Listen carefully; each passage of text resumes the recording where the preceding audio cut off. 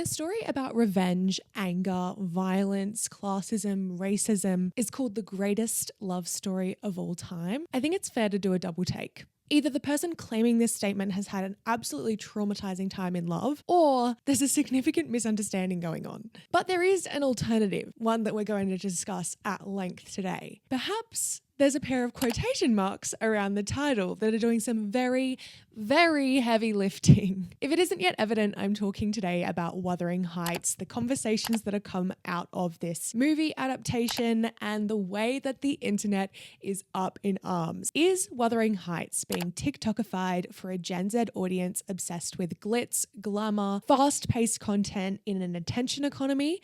Or is this film going to get people on board with reading literary classics? But to be honest, I was one of the people who picked up this book for the first time ever and read it and genuinely wondered by the end, is Emily Bronte okay? In fact, I have that written in my notes app because, girl, I will just say from the outset, there are of course going to be spoilers in this video about the novel, although you have had some 200 years to kind of get past that one. So I'm sorry, I'm actually not going to be that apologetic if I give something away. I'm sure there's a plethora of spoilers on the internet too. But if you do want to save this one for later, because as I'm sure a lot of people are probably in my position as well, picking up this book for the first time because of the film, feel free to save this one for later and hit follow on Spotify or add to your watch later playlist on YouTube because you might want to watch this after. And of course, the film is not yet out. It's coming out on the 13th of February. This isn't an ad, but I think it'll be interesting to come back to this video after and see how far off the money we are, or maybe we're a little on the money. Who knows? Anyway, I just wanted to have this discussion today because I'm personally very interested in this whole situation. Like, it's really combining all my favorite things in one place. Like Charlie, we're combining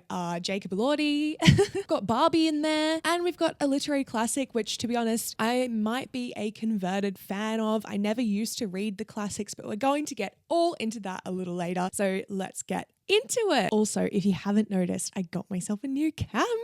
I'm so excited. If you're not watching the video today, I suggest you go watch it because I think the quality is going to be a whole lot better. I'm so excited for this year to get really in my editing film bag. I've always been someone to say that you don't need technology to start with these kind of things, but it definitely helps once you're into it. And I'm just so excited to learn more about this camera, to make the settings better. But yeah, I'm just so excited. So I hope you guys are too. But as I said, let's get into today's episode. In July of 2024, it was announced that Emerald Fennell would be taking on the impossible to adapt Wuthering Heights by Emily Bronte in a film form. Now, if you know anything about the literal saga that is film adaptations of Emily Bronte's Wuthering Heights, which I'll confess I had no idea until very recently, there is a whole drama, okay? Wuthering Heights is notoriously exceptionally hard to depict on screen. We've got ghosts, we've got spirituality, we've got inner turmoil, we've got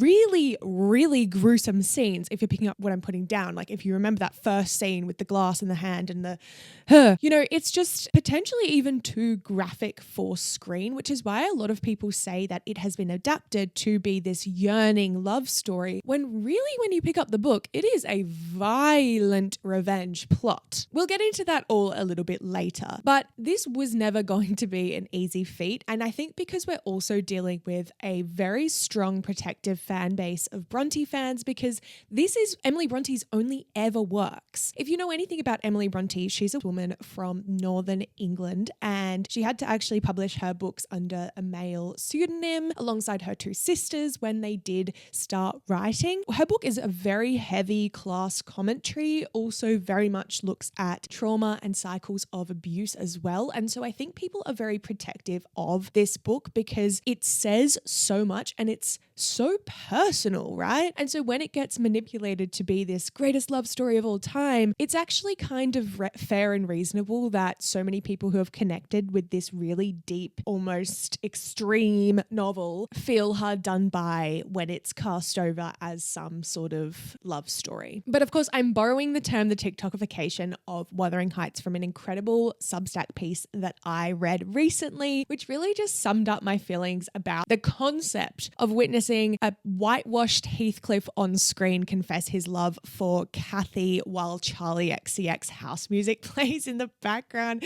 It's just so diabolical. I am so here for it. I'm not going to lie. Like, I'm not coming here. I hope you can understand. I'm not coming at this video to try and be this purist, but I'm trying to unpack where this whole thing is coming from and why people feel so pressed. In today's era of TikTok and film and TV that needs to compete with short form videos in an attention economy, where the moral of the story is so often served to us on a silver platter and is so rarely presented in a way that requires some critical thought, is it okay to be mad about this adaptation of Wuthering Heights, or will you just come off like a pretentious asshole? So I wanted to start this video with the obvious. We have not seen the film, and that's kind of a hilarious position to be coming from here because unless you're an influencer and you've been invited to the screening, hello. I would also cop an invite if you were delegating, like, hey, none of us have seen it, but I also think it's kind of funny because we have the known knowns being the trailer and the original source material. We have the known unknowns being the rest of whatever the movie is going to come out from this. And we even have the unknown unknowns, which is whether or not this film is even going to be or reflect Emily Bronte's Wuthering Heights at all. So naturally, we're dealing with a lot of uncertainty, which humans are notoriously terrible at dealing with. That aside, we do know some things to be true, particularly from the interviews. We know the trailer. We know the original story, of course. But I think briefly, it's worth going into what I took away from Emily Bronte's novel as a brief summary. It's not in any way going to be your one-stop shop for the summary. This was my perception of what went down. And I just think it's worth kind of us all being on the same page here. If you're not going to read it, if you are going to read it, because once you hear this, you'll be like, love story? Where? Like, seriously, what? Okay, anyway, so it's set in Yorkshire in northern England, and it follows the story of a working class family called the Earnshaws. Very early on into the book, Mr. Earnshaw, the father of the household, not technically adopts, but he finds, quite literally finds, a young boy who is racially ambiguous. He's non-white. Potentially theorists have suggested he might be from South Asian origin or Romani or African. It's unknown, but he picks him up from Liverpool, which is where a lot of the transatlantic slave trade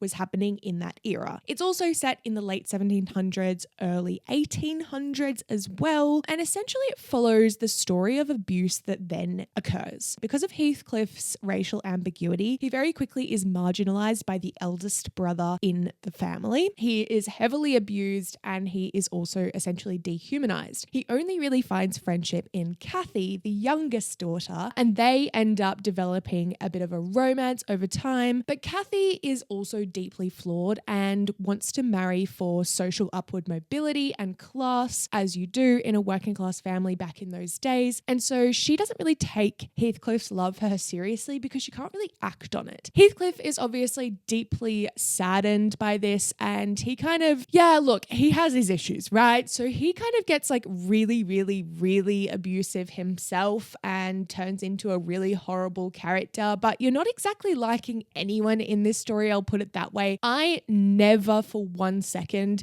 had allegiance to any single character. In fact, I was looking at them all like, oh my God, she did what? It's like the most insane gossip story you'll ever hear in your life. Anyway, Kathy eventually returns to Heathcliff because she realized she's kind of made a mistake in love, but she also doesn't really want to concede to him so easily because he's kind of now this horrible figure as well. It's all a bit chaotic at this stage. She dies out of spite. Now that's an oversimplification, but if you've read the book, you'll kind of see where I'm coming from. He then really goes insane after this, starts abusing everyone in his wake, particularly young Harriton, who is one of the children in the Earnshaw family. I could go on forever, honestly. It's the most chaotic plot ever, but I just may as well keep finishing it off. Halfway through the novel, after Kathy's death, it kind of completely shifts gear altogether, and we're instead now following the story of Kathy's daughter, confusingly named Catherine, and how she eventually falls in love with Harriton,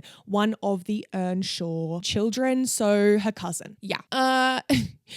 Anyway, so I'll actually get into that plotline a tiny bit later on in today's episode because I think it's actually quite interesting in the context of this conversation we're having. But I will just say that one of the only love parts of this story is arguably between Catherine and Harriton, and that's a hot take. That's wildly missing out all the ghosts, the death, the digging up of graves. You heard that correctly. It's a wild ride, and it wasn't exactly a holiday read, I'll put it that way. To sum it up even better than I just did, I read a Substack piece by Grain McGuire, and after just reading the novel, they wrote, it was over 300 pages of confusing, unlikable people being horrible to each other for fun, and halfway through, the female love interest dies out of spite.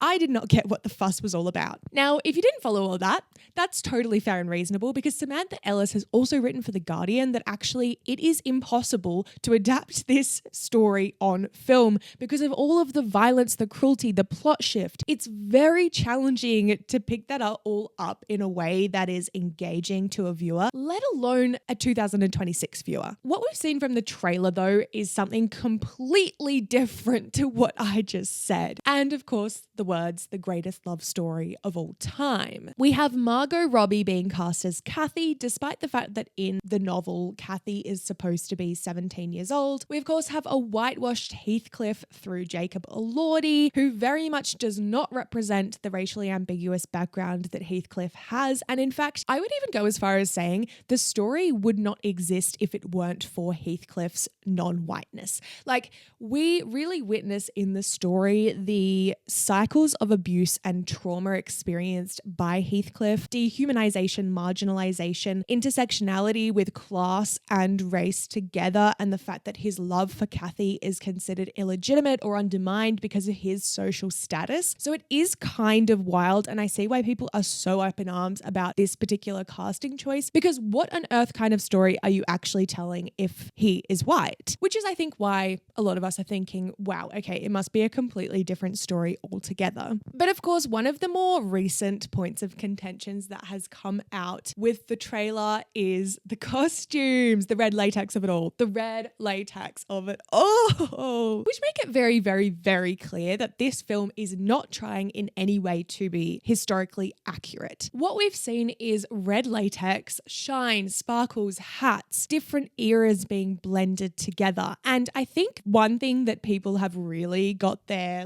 knickers in a knot over is the white wedding dress, which I didn't actually know that white wedding dresses were not normally worn in weddings until Queen Victoria made that common with her wedding in 1840. Now, given this story is supposed to be set in the early 1800s, historically, there would be no way that Kathy would be walking around in that white wedding dress. This has been a point of contention through a lot of period dramas. It's a very common mistake or just a representation of weddings inaccurately in film. And so I almost wonder, because that was one of the first leaked costumes, the first leaked paparazzi images, I almost wonder if that was a strategic choice because it has got people talking, and now we've seen the red latex of it all. We're like, oh, white wedding dress, that means nothing to me now. Now we're dealing with so much more, which I think is interesting because it is so evident in my mind that you literally cannot walk away from this film thinking it's trying to be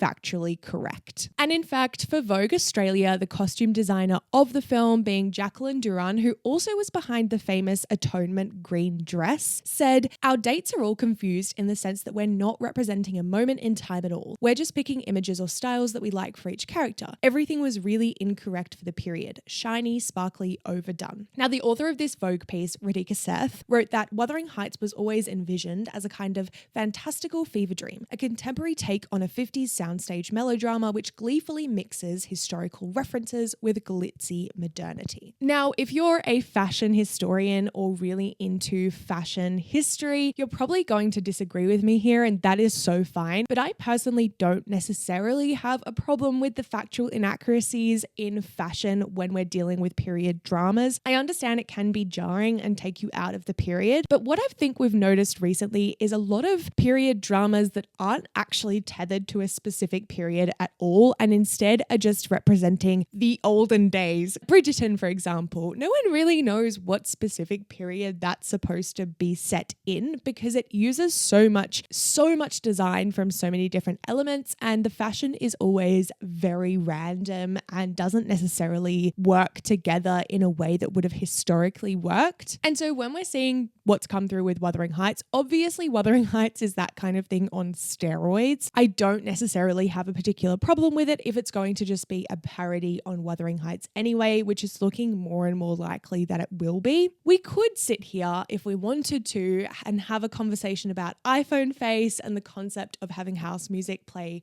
throughout a period drama, which I think there are conversations certainly to be had within that conversation, but I'm actually a lot more interested in the conversation about the conversation, whether or not this film is just tongue-in-cheek, a bit of fun, a bit of rage bait, or is there a serious question to be had about our capacity to even understand Emily Bronte's Wuthering Heights in 2026. Many were concerned when the film was announced that it was going to be directed by none other than Emerald Fennell. Famously, Emerald Fennell was behind Saltburn, which has been critiqued as shallow, yet also wildly entertaining, and the kind of movie that can be talked about endlessly on TikTok. Despite its beautiful cinematography and attempts at tackling a really heavy social issue being class dynamics in British society, a lot of people thought that Fennell's take simply fell short because she ended up punching down on the middle classes, as was stated in a Dazed article. So in this context, it makes sense that people are skeptical about her ability to tackle a story like Wuthering Heights. Now, Fennell is obviously an Oscar winner and a very talented film director in her own right. She's clearly really talented at translating long-form media to a TikTok audience, but perhaps that's also the thing that people are skeptical and concerned about. For Dazed, in her article, Serena Smith wrote, "Fennell's crime isn't merely playing fast and loose with accuracy, it's being more concerned with generating outrage and going viral than saying anything remotely interesting or thought-provoking. The film isn't even out yet, granted, but it's easy to predict how Wuthering Heights is going to go. Rage bait has long been Fennell's modus operandi." She continues on to say the following, "It's depressing but unsurprising that someone like Fennell is doing so well in our attention economy, where the more eyeballs on your work, the more money you can make. And with so many competing demands on our attention, the only way of creating something truly thumb-stopping and subsequently lucrative is by being as provocative as possible. In many ways, Fennell is the Bonnie Blue of cinema, little more than an outrage farming creator." Now that's scathing. I think that's kind of a crazy take, but I also think there is a lot of validity in this here. There's also room to ask the question, is it really Emerald's fault that this is the only way to gain traction in film in the 2020s? As politicians are defunding education systems, as arts and humanities courses are getting cut from universities across the world, in Australia, in Europe, as young people are reading less and less, which we'll get into a bit later, and AI is so often summarizing information for us, our capacity to even digest a story like Wuthering Heights is seriously dwindling. The rise of convenience culture and our aversion to friction means that reading difficult texts is simply not very high on our priority list anymore. And this is furthered by the fact that we're living in a society that prioritizes money-making and status-driven behaviors over simply expanding our minds and learning hard things for the sake of learning hard things. I would be lying if I said it was a fun, easy read, despite the fact that I have immense support for Emily Bronte and the themes that she tackled in Wuthering Heights. I rarely was enjoying that book. You can message my friend Grace.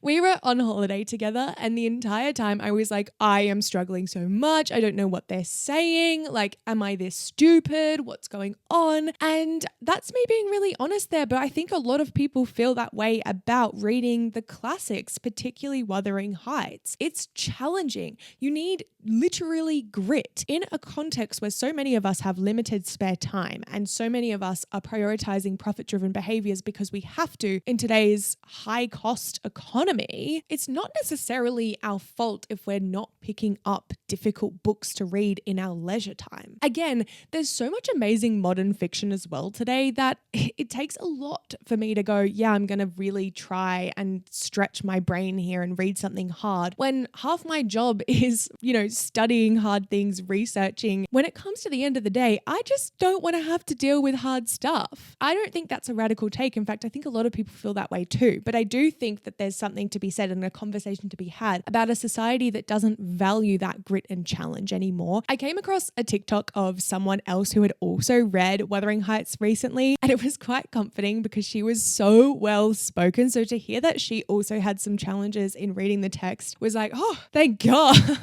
She made some really interesting points though, because she'd actually read Wuthering Heights in school and she found it to be significantly harder to understand this time round, which I thought was really interesting. So I'm going to play the TikTok here. Reading Wuthering Heights for the first time since school because I'm prepping for the film adaptation that's coming out next year. Bearing in mind I'm a pretty proficient reader. My degree is in comparative literature and film. I had to read all sorts of texts from all sorts of countries. So I sit down and I start reading Wuthering Heights for the first time in over a decade. And I find myself having to pause and reread far more than I've ever had to before. Now, I read quite regularly, and I was finding myself taking pause because I didn't remember this being such a struggle to read when I was at school. I realized the main things I was struggling with, aside from the very long sentences, was all of the imagery and symbolism. And I'd realized because over the last few years, I have spent an alarming amount of time on my phone consuming short form media, because I've been spoon fed so much visually and even I guess verbally, my brain now reads something like this and says, wait, slow down, because I've become so accustomed to having everything presented to me that my brain doesn't even have to work for a split second. One of the quotes that she makes in her TikTok is towards this Substack piece, which is called The Dawn of the Post-Literate Society, which of course I then wanted to go and read because I thought it would add some value to this conversation. James Marriott in this piece started out by saying that it wasn't until the 1700s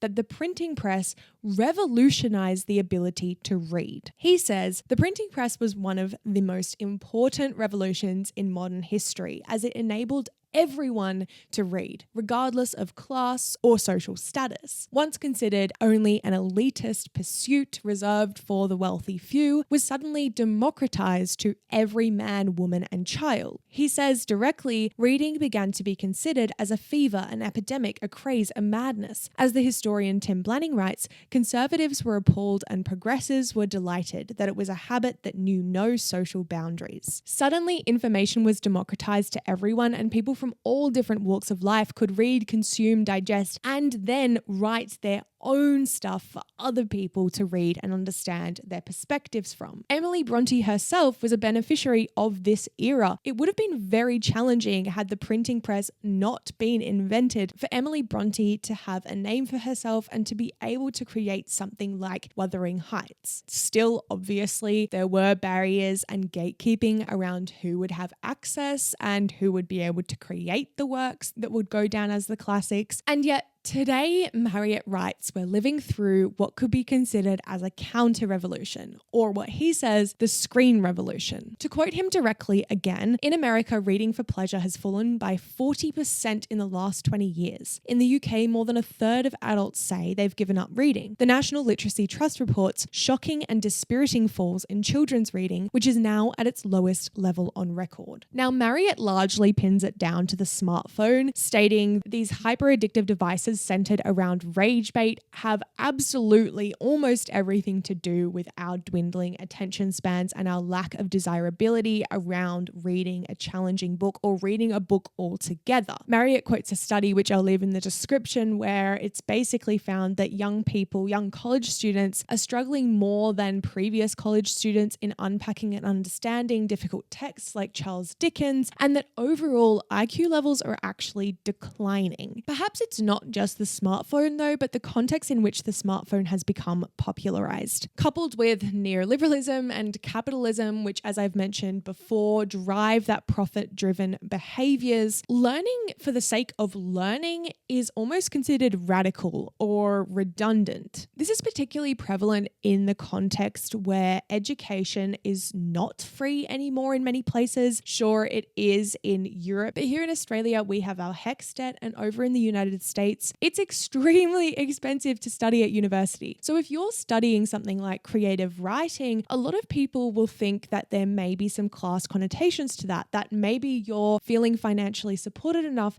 to study for a career that won't necessarily give you financial returns. Now, this isn't necessarily true, of course, but because of the way in which education has been defunded and not subsidized in the way that it really should be for a productive, empathetic society, in my humble opinion, it means that as a society, we're starting to make these correlations between art and elitism. Now, art has always had a gatekeepy community around it, particularly in more recent years because of the drive of neoliberalism. But I think today it's really reflective of a society that is literally driven by the value of financial gain. And it kind of reminds me of that scene in Matilda where Mrs. Wormwood is talking to Miss Honey at her front door and says the following: "You chose books, I chose looks. I have a nice house, a wonderful husband, and you are slaving away teaching your snot-nosed children their ABCs. It should really go without saying that I am all for the expansive approach for bringing as many people into, learning to love, read, and enjoy literary texts. I hate the idea of gatekeeping. I hate the idea of pretension and elitism. And that is absolutely never what I will be defending in my videos. And yet, in this context of anti-intellectualism, I do think it's really interesting that you almost can't discuss the dangers of oversimplifying Wuthering Heights without also having a conversation about the fact that many of us wouldn't understand or haven't been given the resources to understand Wuthering Heights without a bit of simplification. This is where I want to bring back in the story of Harriton and Catherine, because I actually find that almost a microcosm for this conversation that I'm having right now. Their story, their love story, is kind of a big theme of the second part of Wuthering Heights. And it very much follows Catherine, who grew up in an upper class family, or at least a middle class family, because her mother, Kathy, married for wealth. And so she was given the resources to learn to read and love fiction and literature. She eventually goes and ends up living in Heathcliff's house. He's a horrible man to live under, and he has been very, very badly abusing the young boy Harriton. As soon as Catherine arrives at Heathcliff's place,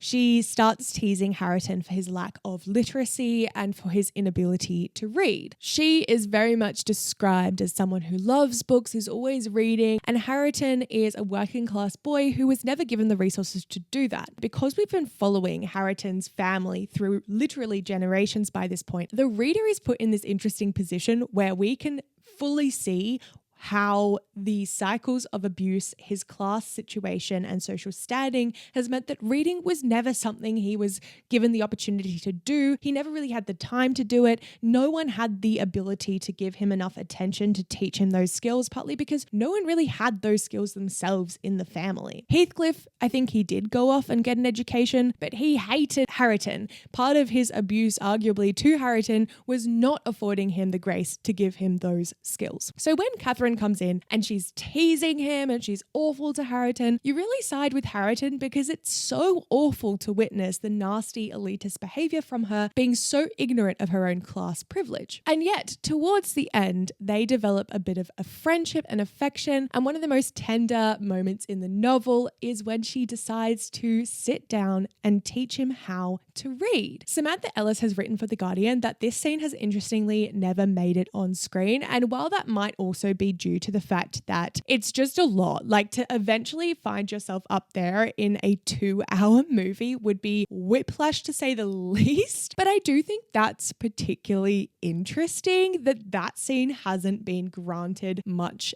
airtime, given its actually pretty powerful imagery and metaphor for our modern society as well. In a Substack piece by Ayan Artan, which is called In Defense of Pretension, she writes, "We have book influencers complaining that the books they're being sent have too many words and paragraphs that are too long. University students who are meant to be the next generation of doctors and lawyers bragging about being reliant on AI to complete assignments that are a few hundred words. Writers confidently telling us that they do not read at all. American states banning certain literature from being taught in schools, the Taliban barring women from studying at universities, incels bullying women for getting PhDs or reading more than 100 books in a year, councils in the UK cutting art funding and closing libraries. Everywhere you look, resentment towards anything that would allow us to exercise our minds or build us up as people capable of critical thinking is growing. Arten very much suggests that reading and critical thinking has become synonymous with elitism in this context, that being a fan of the classics somehow indicates your class status, and that these assumptions are based on quite literally nothing in her opinion. She says, the most well-read people I know are people whose parents took them to the library every week, who could not afford their own copies. They may not have always had the access, but they always had the drive to remain informed. Poor people worship at the altar of knowledge. Nobody understands the value of knowing things more than a working class kid, which I think is a really, really important dimension to add to this conversation, because so often there's this assumption, as she's recognized, that somehow a well-read person is more elite than someone who doesn't like reading, when yes, there can be class dynamics at play, as I mentioned about education and the lack of subsidies that are going towards certain humanities degrees, which means that the people that choose those degrees are often, not always, coming from a place of privilege. But it doesn't necessarily follow that everyone who is well-read is therefore someone who comes from a privileged background. In fact, Artan is almost arguing the complete opposite. But I think returning to convenience culture and capitalism, I do think those underpin this entire conversation, because they've driven away the value of learning for the sake of learning and stepping into the fictional world of a fictional character that actually teaches us the skills of empathy that we wouldn't really always be able to acquire if we didn't read fiction and literature. When I was a child, I was such a bookworm, and I really feel like any point that I felt disconnected from my friends or lost or lonely, the fictional characters in the book that I was reading at the time would literally become my friend. Like, I remember relating and stepping into the world of those fictional characters, and those fictional characters going through identity crises and all these different things that I myself wasn't necessarily going through, but because I was understanding the world through their eyes, I could step into who they were. And I do genuinely think I was taught a lot of empathy through those characters. I mean, you know, I can't exactly relate to the identity crisis that someone learning they're a wizard might have. I don't condone J.K. Rowling today, I will just say. But that was in itself a powerful plot line. I can understand the experience that it might feel to feel different to everyone else. Or what about Marcus Zuzak's The Book Thief, one of the best books in the world, in my opinion, learning through the eyes of a Jewish child during the Holocaust. I was truly immersed and connected to these characters in a way that I don't necessarily feel like I've really quite been connected to a character on screen. What you get from a book and reading and prose and reading what someone's inner monologue is, even if that person is completely fictional, does really bring us into a new way of understanding the world, people, society, the human condition. I think there is something to be said about the loneliness epidemic and the decline of reading among young people, and what often feels like dwindling empathy as well. Fiction has absolutely taught me almost everything I know about empathy, and what's so magical about it in my eyes is that you can keep learning. Like, it's not like you can't teach an old dog new tricks. Like, it doesn't matter how old you get, you can step into the worlds of different people and learn from their different experiences, even if you yourself never have had that experience. I think it's really interesting that, of course, this is being undermined and not valued in today's society. And I was actually watching a Mina Lay video this morning, which was called AI Writing is Bad, So Now What?, where she states that AI large language models are not really taught to adopt a nice style or to even consider stylistic factors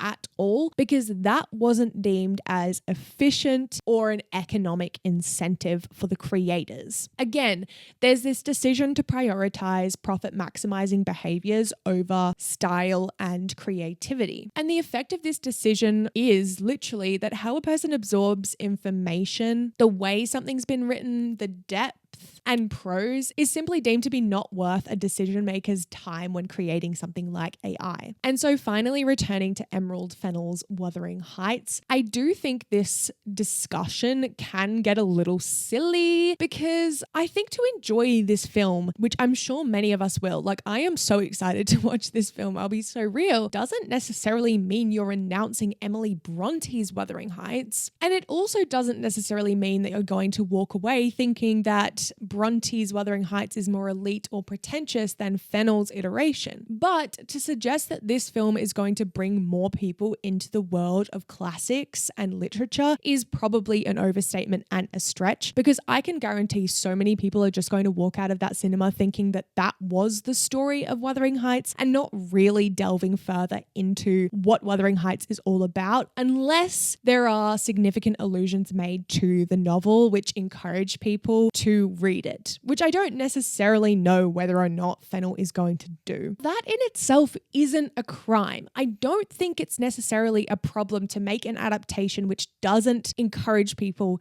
to go and read the source material. But I think the fact that we've found ourselves in a society that prioritizes this parody type film over the original, particularly given there is actually so much that could be done with Bronte's Wuthering Heights, and I actually don't necessarily agree that it couldn't be adapted to screen. I think it could be an insane film. Like, I think it would be a wild ride. If this film doesn't deal with class commentary in the way that it should, I will be probably quite annoyed about that. If there's one thing I know about modern society, we are losing our class consciousness like there's no tomorrow. I really do think it would be a significant loss if this can't be captured well. Emily Bronte purists are only probably screaming into the void, not because they don't want others to enjoy Emily Bronte's story, but actually I would argue because the more her story gets butchered and turned into something it's not, the further distance there becomes between those who have read Bronte and those who never will. When Bronte's work is repackaged as something it never was, it actually leaves aside so many people. Then suddenly you have people being like, actually, it wasn't about this, it was about that. And we all know being on the other end of an actually person is the worst experience ever. But at the same time, I do think it then reinforces the idea that Emily Bronte's themes are simply too extreme for screen, which, as I've suggested, I personally don't think they are, given we've seen a lot on screen, to say the least. Like, I think we just need to sit with this idea that since when did we accept the narrative that classics and literature was too complex for us as a modern society? I do think that in itself is insane. Aside from all the systematic issues on access, which of course there are plenty, surely we can't sit here and accept the subtext of TikTokified media being that we wouldn't be able to consume it otherwise. But in saying all of this, as I've mentioned, I am so excited to go and see this film, and it probably will be a bit of fun. And you know what? I actually think it's probably not even going to reflect Bronte's novel in the slightest, and I think that'll be a stylistic choice. But I think that a story that covers class, race, and all the themes that Bronte was getting at in her novel, I just think that's an unfortunate one to choose. I just think it's unfortunate if we're going to TikTokify a classic that it had to be that one. But look, there are so many other brilliant classics and I'm really getting excited to read more. I really want to read James Baldwin. If you have recommendations for classics, please leave them in the comments, because I'm kind of looking for not your whitewashed, I don't really want the old men with a quill vibe. I want something with interesting things to say. I hope you guys are doing so well. I'm really excited to hear your thoughts on this film, if you're going to see it yourself, or if it's just too much, or if you think this whole discussion is crazy, or if you're very much a Bronte fan and you are pulling your hair out over this movie. Let me know in the comments, because I'm fascinated to hear all of your juicy comments, and I will see you so soon in another episode. Thank you so much for tuning in. Make sure to rate it 5 stars on Spotify if that's where you're listening. Leave a review on Apple Podcasts if that's where you're listening, and like and subscribe on YouTube. Love you guys so much. Bye.